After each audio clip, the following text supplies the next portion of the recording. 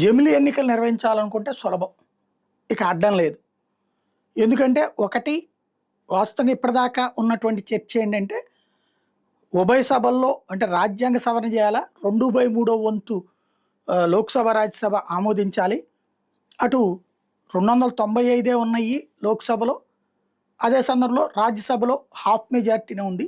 అక్కడ సాధ్యం కాదు. సరే ఆ తర్వాతన దాదాపు హాఫ్ ఆఫ్ ద అసెంబ్లీస్ అయితే ప్రాబ్లం లేదు, వీళ్ళకే ఉన్నాయి. కానీ మళ్ళీ న్యాయస్థానానికి వెళ్తారు. ఇవన్నీ కారణంగా సాధ్యం కాదు అన్నటువంటిది ఇప్పటిదాకా అనుకున్నది. అయితే జమిలీ ఎలక్షన్కి సంబంధించి ఏదైతే పార్లమెంట్లో బిల్లు ప్రవేశపెట్టినప్పుడు విపక్షాలన్నీ కలిపి అక్కడ కమిటీకి వేయమని చెప్పినాయి దాని మీదన. ఆ కమిటీ ఇప్పుడు ఇచ్చినటువంటి నివేదిక సంచలనం సృష్టిస్తోంది. ఏదైతే జాయింట్ పార్లమెంటరీ కమిటీ, ఆ సభ్యులకి లా కమిషన్ని అడిగారు వాళ్ళు, జమిలీకి అసెంబ్లీల ఆమోదం కావాలా అని. అక్కర్లేదని చెప్పేసి లా కమిషన్ చెప్పేసి, చట్టబద్ధంగా చెప్పేసి, రాజ్యాంగబద్ధంగా చెప్పేసి. అంటే ఇప్పుడు అసెంబ్లీల ఆమోదం అంటే ఎలాంటి అసెంబ్లీలు? ఫర్ ఎగ్జాంపుల్ ఇప్పుడు తమిళనాడు మొన్ననే జరిగింది కదా ఢిల్లీ ఎలక్షన్, లేకపోతే ఇప్పుడు రేపు పొద్దున్న జరగబోతున్నది కదా తమిళనాడు ఎలక్షన్ జరుగుతుంది, అస్సాం ఎలక్షన్ జరుగుతుంది.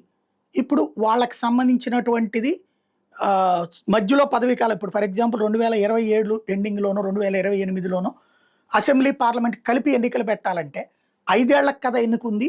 వీళ్ళని మరి తీసేయడం ఎట్లా? 2.5 ఏళ్ళు ఇంకా పదవి ఉండగా, లేదా ఏడాది పదవి ఉండగా, లేదా ఏడాదిన్నర పదవి ఉండగా. అంటే అట్లాంటిది అవసరం లేదు.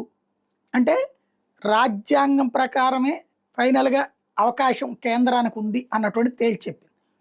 అంటే ఆ రాష్ట్రాల అసెంబ్లీలు అవసరం లేదని.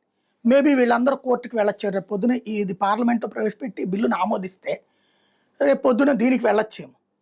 వెళ్తే అప్పుడు ఏమవుతుంది? అక్కడ రాజ్యాంగం ప్రకారం సీన్ మారుతుంది. సుప్రీంకోర్టుకు వెళ్ళాలి. బిల్లు ఆమోదించేయడం సులభం వీళ్ళకి, హాఫ్ మెజార్టీ చాలు అన్న తర్వాత ప్రాబ్లం లేదు ఇక.